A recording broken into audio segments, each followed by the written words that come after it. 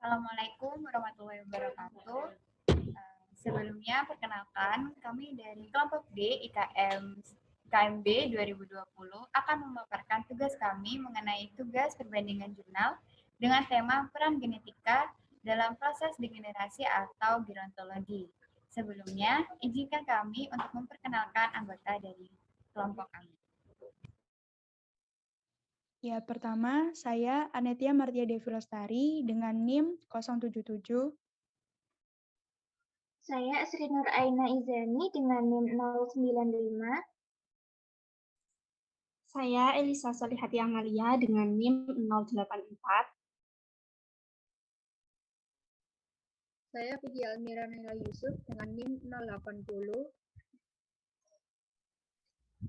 Saya Rizdania Rifka Afrida dengan NIM 124. Saya sendiri Sasa Mira Kalisa dengan NIM 123. Saya Saskia Nadira Eudani dengan NIM 073. Baik, selanjutnya jurnal ini kami dapatkan dari Scopus dengan menggunakan keyword yang sudah tertera di dalam makalah yang kelompok kami buat. Pemaparan selanjutnya akan dilanjutkan oleh rekan saya.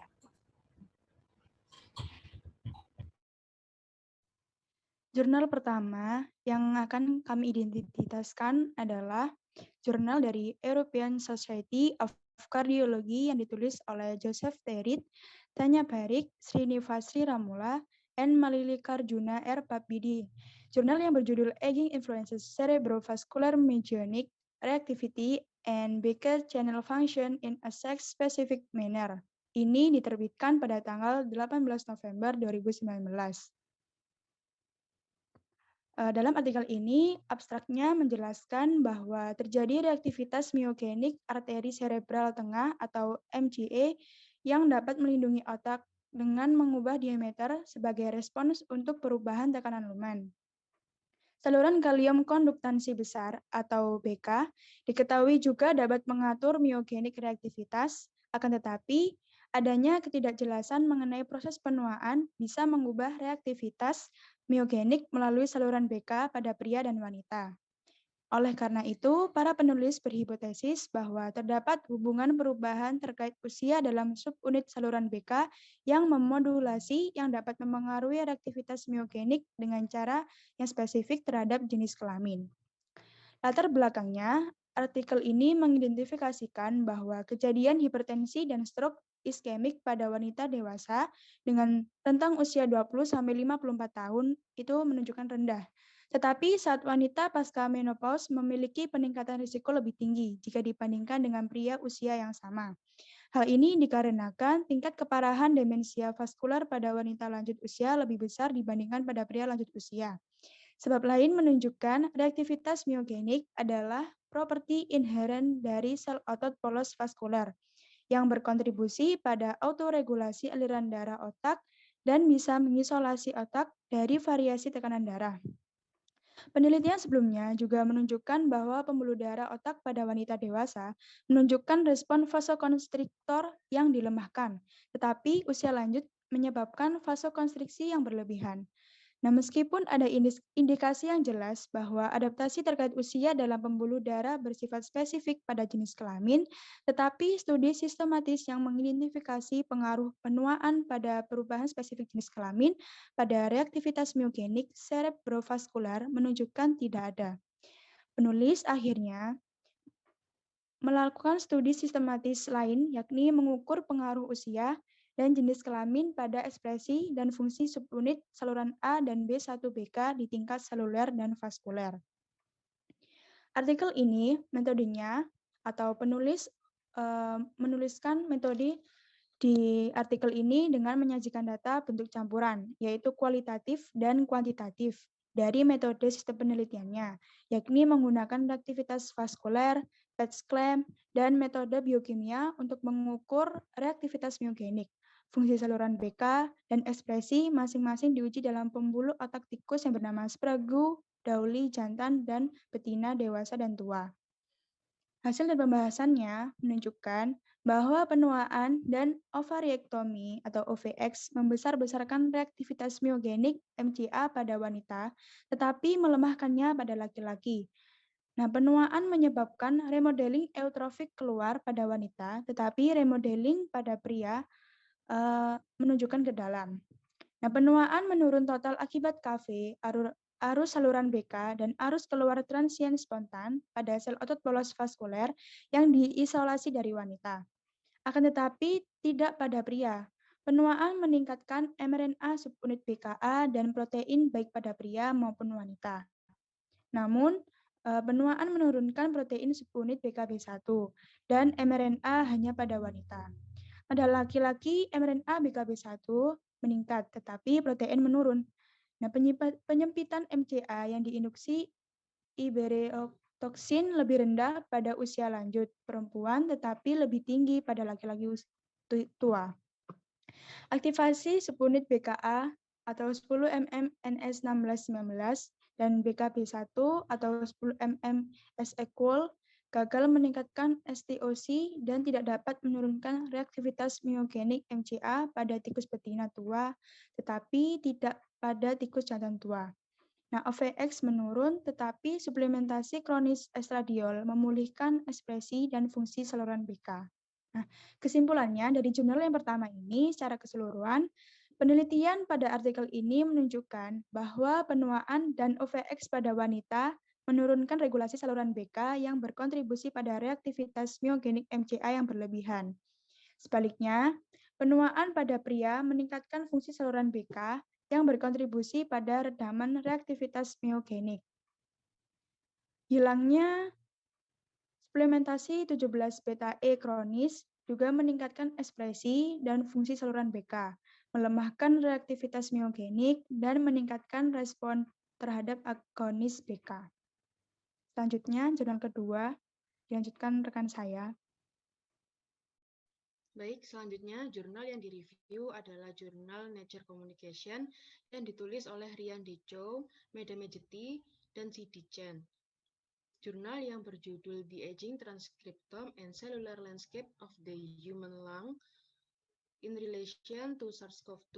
Ini diterbitkan pada tanggal 4 Januari 2021. Untuk abstrak, dalam artikel ini dijelaskan bahwa usia merupakan faktor risiko utama coronavirus disease 2019 atau COVID-19. Artikel ini berfokus pada hubungan antara usia dan COVID-19. Penulis artikel ini menganalisis dari berbagai studi yang mengidentifikasi beberapa faktor yang dapat berkontribusi pada meningkatnya keparahan COVID-19 di populasi yang lebih tua. Salah satu faktornya adalah organ paru-paru yang mengalami penuaan, termasuk jenis sel yang terlibat dalam respon host terhadap SARS-CoV-2. Selanjutnya yaitu latar belakang. Artikel ini menjelaskan bahwa usia menjadi salah satu faktor resiko terkuat infeksi COVID-19. Dibuktikan dengan orang yang berusia di atas 80 tahun memiliki resiko kematian COVID-19 lebih dari 20 kali lipat dibandingkan dengan orang yang berusia 50-59 tahun karena resiko kematian COVID-19 secara progresif meningkat sepanjang spektrum umur manusia. Di dalam artikel ini, penulis melakukan analisis dekonvolusi dan mengidentifikasi banyak perubahan terkait usia dalam komposisi seluler paru-paru, termasuk jenis sel yang terlibat dalam respon host terhadap SARS-CoV-2. Penulis juga melakukan penyelidikan dan analisis studi yang menjelaskan tentang mekanisme potensial di mana usia mempengaruhi manifestasi klinis infeksi SARS-CoV-2 dengan menunjukkan karakteristik spesifik dari paru-paru manusia yang menua dan dapat berkontribusi pada peningkatan keparahan COVID-19 pada populasi yang lebih tua. Studi ini menunjukkan hubungan yang kuat antara usia dan morbiditas serta mortalitas COVID-19. Dalam jurnal ini, penulis menggunakan metode kualitatif, di mana penulis menganalisis data-data responden sebagai sampel yang diambil dari beberapa repositori dan jurnal penelitian. penyajian data berupa gambar dan grafik-grafik korelasi dan interaksi antar variabel digambarkan dengan angka.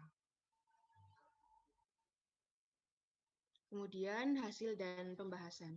Transkriptom penuaan dan lanskap seluler paru-paru manusia terkait SARS-CoV-2 menunjukkan bahwa paru-paru yang menua ditandai dengan berbagai macam penyakit perubahan berkontribusi pada keparahan pasien COVID-19.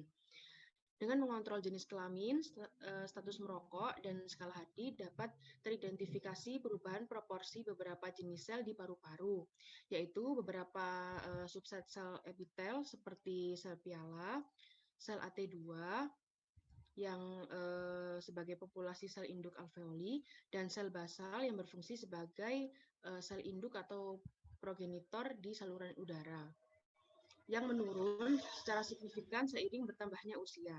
Temuan ini konsisten dengan hilangnya parenkim paru-paru secara progresif karena berkurangnya kapasitas regeneratif paru-paru yang menua.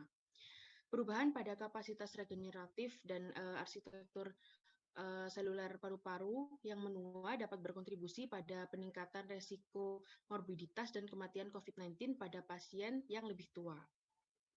Di antara jenis sel imun di paru-paru berkembang biak pula sel T yang menurun seiring bertambahnya usia. Sel T berperan penting dalam respon imun terhadap SARS-CoV-2 dan merupakan indikasi dari tanggapan antivirus aktif pada pasien COVID-19. Selain itu, beberapa gen terkait usia terbukti berinteraksi langsung dengan proteome SARS-CoV-2 dan biasanya juga diatur langsung oleh infeksi SARS-CoV-2 in vitro, khususnya pada pasien dengan COVID-19 yang lebih parah. Jadi, perubahan terkait usia pada populasi imun spesifik paru-paru dan gen terkait usia dapat berkontribusi pada hubungan antara penuaan dan keparahan COVID-19. Selanjutnya dapat disimpulkan bahwa usia merupakan hal yang secara kausal ikut berpengaruh dalam kerentanan paparan COVID-19. Jika dibandingkan dengan usia muda atau usia dewasa, usia lansia akan memiliki resiko yang lebih parah apabila terinfeksi virus SARS-CoV-2. Karena pada adanya penurunan penuaan beberapa organ tubuhnya, termasuk paru-paru.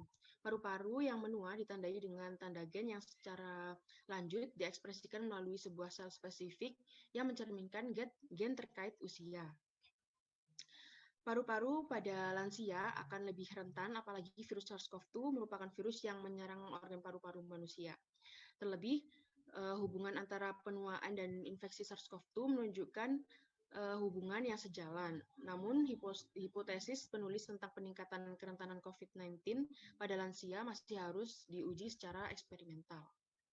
Selanjutnya akan dilanjutkan oleh rekan saya. Baik, selanjutnya jurnal ketiga, jurnal yang direview adalah jurnal Nucleic Acid Research yang ditulis oleh Huifang Hu, Xiangzhou Ji, Mo Shizong, Jiren, Zhenpeng Liu, Zehua Wang, Xiaoxian Liu, kemudian Ka Wenyan, Jian Lihu, Yao Binjing, Siwang, Wei Shizang, Guang Huiliu, dan Jingsu. Jurnal yang berjudul ZK-SCAN3 Counteracts Cellular Senescence by Stabilizing Heterochromatin ini diterbitkan pada tanggal 19 Mei 2020 dengan volume 48, nomor 11, dan rentang halaman 6001 sampai 6018.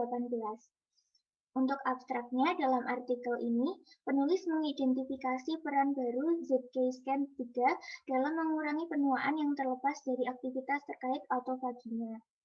Nah, ekspresi berlebihan ZK-SCAN3 dapat meremajakan stem cell yang menua secara fisiologis dan patologis. Data dalam artikel ini mengungkapkan untuk pertama kalinya bahwa ZK-SCAN3 berfungsi sebagai modulator epigenetik untuk mempertahankan organisasi heterochromatin dan dengan demikian melemahkan penuaan seluler. Temuan penulis membangun hubungan fungsional baru antara ZK-SCAN3, regulasi epigenetik, dan penuaan sel induk. Ya, latar belakang dari artikel ini menjelaskan bukti bahwa yang muncul menunjukkan bahwa ZK-SCAN3 negatif mengatur pembentukan autofagosom dan biogenesis lisosom dengan menekan ekspresi gen terkait. Autofagi pada sel kanker, manusia, dan neuron tikus. Studi terbaru telah melaporkan bahwa pameran tikus ZK-SCAN knockout tidak ada perubahan ekspresi terkait autofagi gen. Hal ini meningkatkan kemungkinan bahwa ZK-SCAN3 dapat berfungsi dengan cara yang spesifik untuk spesies dan atau tipe sel yang sama. Autofagi terkait erat dengan penuaan seluler dan penyakit manusia. Terkait penuaan, sehingga penggunaan ZK-SCAN3 ini sebagai peran geroprotektif perlu diklarifikasi. Nah, fungsi baru dari ZK-SCAN3 dalam pemeliharaan stabilitas heterokromatin yang tidak tergantung perannya sebagai pengatur autofagi dan lisosom memunculkan peran potensial baru untuk keluarga scan ZFP protein dalam regulasi penuaan sel induk. Selanjutnya, metode yang digunakan dalam jurnal ini yaitu metode kualitatif. Penulis menggunakan pendekatan eksplanatif yang tergambar dari adanya gambar yang diberi abjad dan diberi keterangan kejadian apa yang terjadi pada gambar-gambar kejadian tersebut. Selain itu, data yang disajikan berupa gambar tulisan mengenai generasi ZK-SCAN3.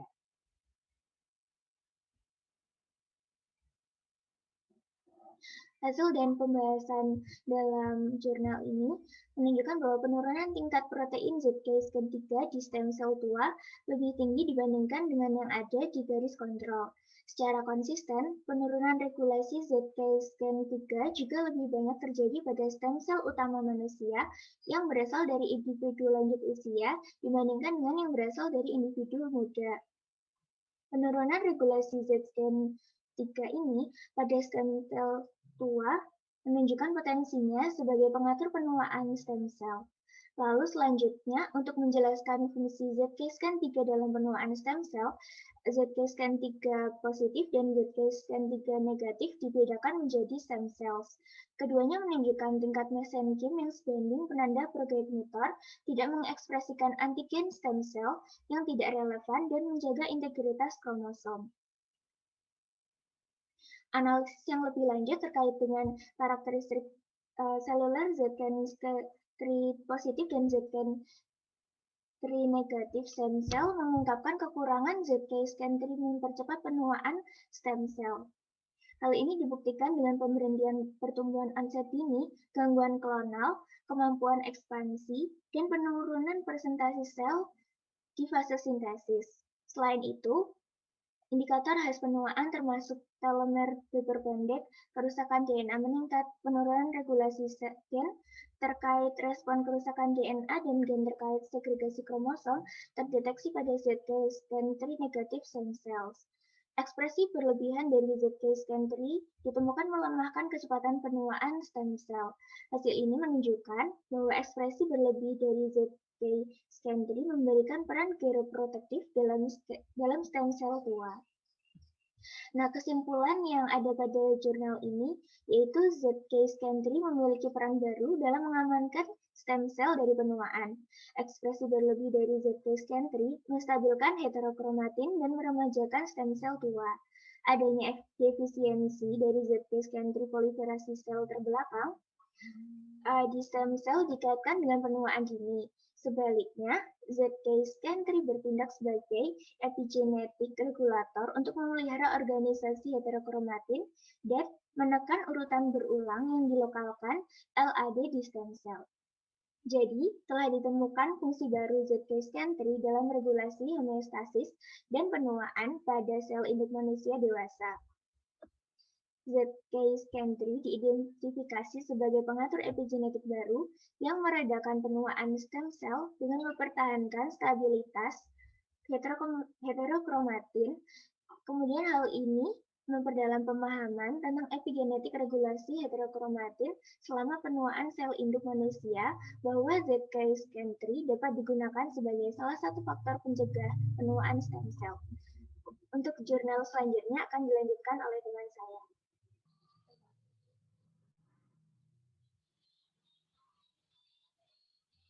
Selanjutnya, jurnal yang keempat yaitu Result and Prospect of Using Activator of Hematopoietic Stem Cell Differentiation in Complex Therapy for Patients with COVID-19. Jurnal yang direview adalah jurnal Stem Cell Review and Report yang ditulis oleh V. Kankavician, B. E. Kuznick, C. V. Trofinova, P. E. Kolkov, C. A. Rukavisnokova, Tvitova, Akhmedov, Trofinov, Potemkin, Damagen. Jurnal yang berjudul Result and Prospect of Using Activator of Hematopoietic Stem Cell Differentiation in Complex Therapy for Patients with COVID-19 ini diterbitkan pada 11 Februari 2021. Dalam makalah ini, penulis menyajikan hasil mengenai metode pengobatan standar dan kompleks menggunakan peptidatimus-timalin pada pasien COVID-19. Hasil berbeda ditunjukkan dari kedua metode pengobatan, di mana metode kompleks dengan penambahan peptidatimalin dapat memberikan indikator-indikator perkembangan yang positif pada pasien COVID-19. Adanya hasil yang berbeda dari penambahan peptidatimalin ini dapat dijadikan alasan untuk menggunakan metode ini sebagai pengobatan kompleks infeksi virus COVID-19. Latar belakang. Artikel ini menjelaskan bahwa sel induk hematopoietik manusia (HSC) memainkan peran penting dalam menjaga kekebalan antivirus. HSC dapat membuat mieloid dan sel darah limfoid, di mana apabila sel mieloid berdiferensiasi dari HSC dapat menghasilkan monosit, makrofag, granulosit, trofil neu, basofil, eosinofil, eritrosit, situs makario, trombosit, dan sel dendrit mieloid. Sedangkan sel limfoid yang diturunkan dari HSC dapat menghasilkan limfosit T dan B, sel NK, dan sel dendrit limfoid. Dalam perjalanan infeksi virus corona yang parah, apabila jumlah T helper dan limfoid sitotoksik menurun dengan penurunan simultan, menunjukkan penekanan dan penurunan kekebalan tubuh. Penggunaan dan pemberian timalin berbagai pengobatan penyakit virus dan bakteri yang disertai oleh gangguan fungsi sistem kekebalan terbukti tinggi efektivitas klinis.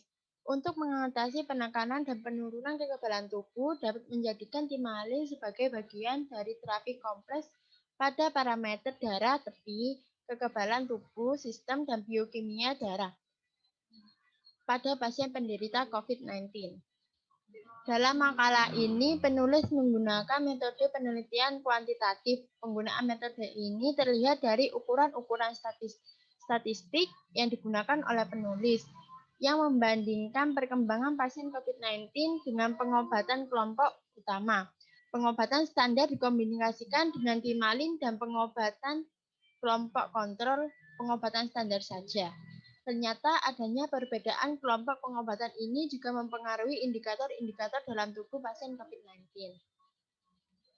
Hasil dan pembahasan. Penggunaan timalin dalam terapi normal menunjukkan hasil yang signifikan secara statistik, yaitu berupa peningkatan jumlah limfosit sebesar 55%, limfosit T sebesar 63,8%, CD4 sebesar 88,9%, dan rasio CD4 atau CD8 meningkat sebesar 1,7 kali lipat.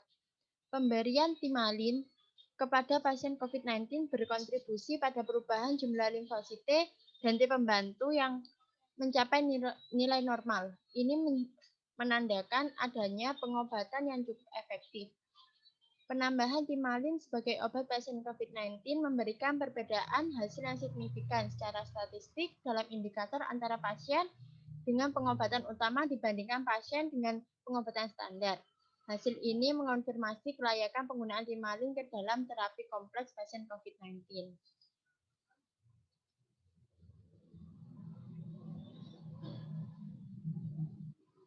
Kesimpulan dari jurnal ini yaitu penambahan peptida timalin dalam pengobatan pasien COVID-19 dapat memberikan indikator-indikator positif yang tidak dimiliki oleh pasien dengan pengobatan tanpa timalin.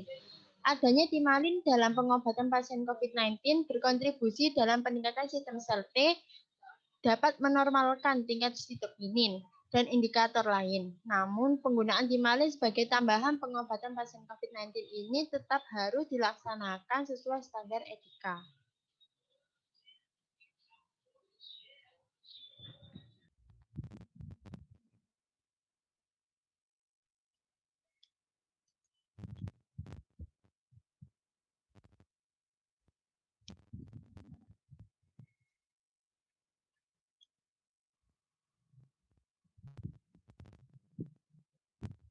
Recordingnya belum muncul.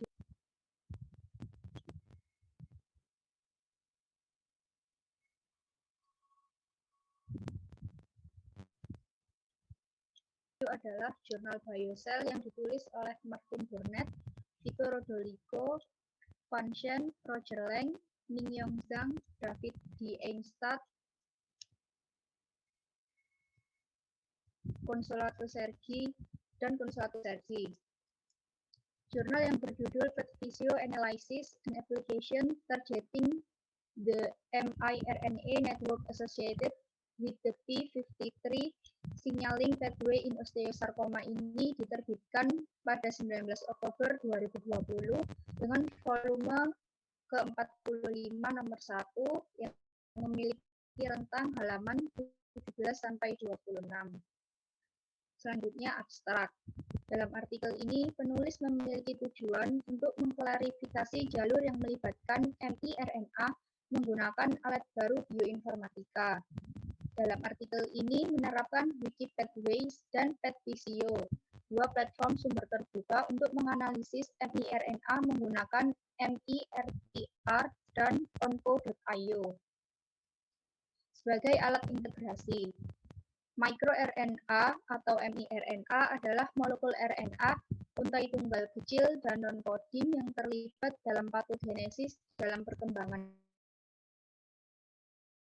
kanker termasuk osteosarkoma. Selanjutnya yaitu latar belakang. Dalam 2 dekade terakhir, banyak alat bioinformatika telah dikembangkan untuk mengelola peningkatan kelimpahan data. Aliran masif data miRNA dapat ditangani secara efektif dan juga secara efisien menggunakan alat bioinformatika tertentu. Beberapa penelitian telah menunjukkan keterlibatan miRNA dalam patogenesis, diagnostik potensi, dan terapi OS. miRNA telah kembali ditekankan baru-baru ini karena secara intrinsik mengatur ekspresi gen yang berbeda yang memainkan peran penting dalam tumorigenesis, invasi sel, migrasi, dan metastasis. Dalam artikel ini, penulis memiliki tujuan untuk mendiskusikan pengetahuan terkini tentang peran miRNA dan mencoba mengembangkan jalur osteosarkoma melibatkan miRNA dengan mengintegrasikan Wikipathways dan alat bioinformatik lainnya.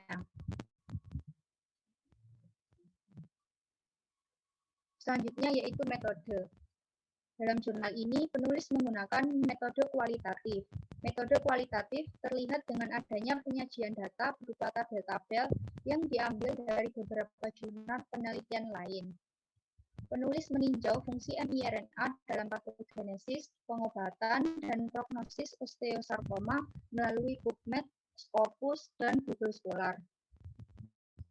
Temuan dari publikasi tersebut digunakan untuk menyusun daftar tabel miRNA yang terkait dengan osteosarkoma. Selanjutnya yaitu hasil dan pembahasan. Terdapat sejumlah miRNA yang penulis temukan terkait dengan osteosarkoma. Penulis menemukan 1.298 catatan osteosarkoma dalam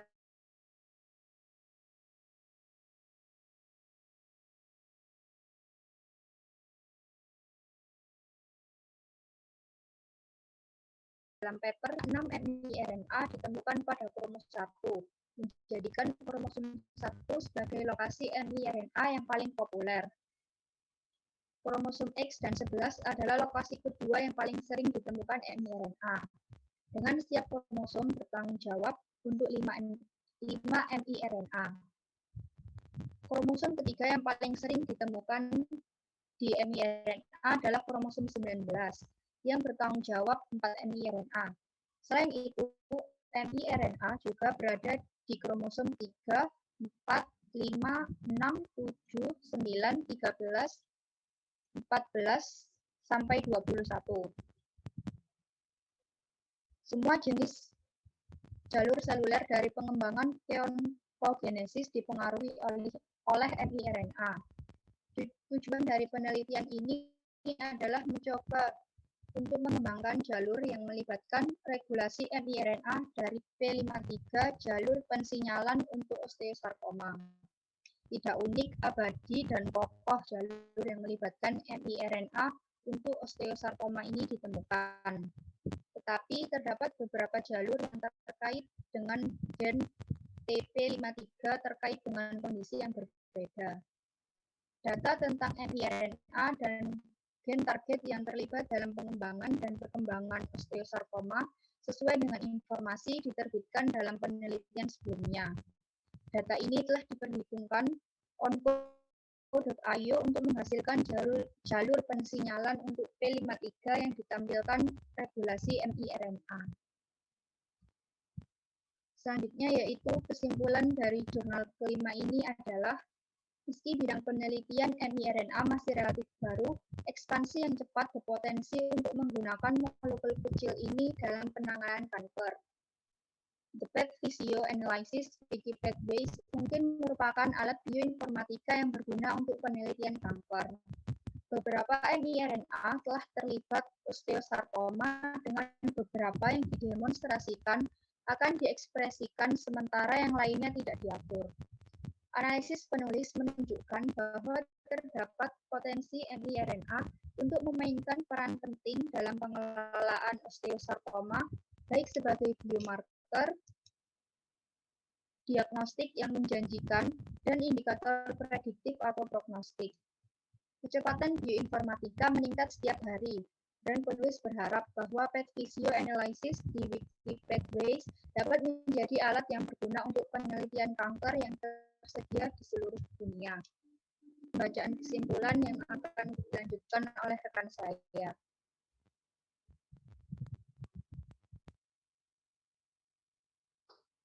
Baik, selanjutnya yaitu kesimpulan dari kelima jurnal. Dalam jurnal pertama, penuaan pada wanita akan menurunkan regulasi saluran BK yang ikut berkontribusi pada reaktivitas MCA. Namun, penuaan pada pria justru terjadi sebaliknya. Adanya perbedaan hormon seks ternyata mempengaruhi penurunan saluran BK. Dalam jurnal kedua, disebutkan jika usia merupakan faktor yang berpengaruh besar terhadap tingkat keparahan infeksi COVID-19. Usia yang semakin lanjut akan memiliki risiko terpapar dan infeksi yang semakin tinggi. Hal ini salah satunya disebabkan oleh gen pada paru-paru lansia yang secara spesifik menunjukkan sel yang berpengaruh terkait infeksi virus corona. Paru-paru pada lansia juga lebih rentan karena tidak lagi memiliki fungsi sebaik paru-paru orang dewasa atau muda. Kemudian pada jurnal ketiga hingga kelima, dijelaskan mengenai zat-zat yang berfungsi untuk membantu organ lansia agar tidak semakin parah ketika terinfeksi penyakit. Jurnal ketiga misalnya membahas mengenai ZK-SCAN3 yang dapat mengamankan stem cell dari proses penuaan dengan mempertahankan stabilitas heterokromatin, sehingga dengan demikian sel-sel pada organ tubuh akan dapat diperlambat proses gerontologinya. Jurnal keempat menerangkan mengenai penambahan peptida timalin pada pengobatan pasien COVID-19 yang dapat menghasilkan indikator-indikator positif pada pasien COVID-19 jika dibandingkan dengan pasien yang tidak mendapat tambahan obat timalin. Dalam penambahan timalin sangat berguna bagi lansia pasien COVID-19 agar tidak terjadi infeksi yang lebih parah. Sedangkan pada jurnal kelima, mikroRNA yang merupakan bidang penelitian yang masih baru dapat digunakan dalam penanganan kanker atau diagnosa kanker. Adanya kajian mengenai mikroRNA ini dapat menjadi potensi dalam pengembangan biomarker ke depannya untuk penelitian kanker lebih dini yang tersedia di seluruh dunia. Nah, berdasarkan kelima jurnal yang telah kami review, kesimpulan akhir menyatakan bahwa adanya proses gerontologi akan berpengaruh terhadap kerentanan tubuh manusia untuk terkena penyakit. Proses penuaan yang terjadi pada manusia ini juga tidak lepas dari gen-gen dan kadar hormon-hormon yang semakin berkurang, sehingga akan mempengaruhi juga kerja organ tubuh sehingga semakin menurun.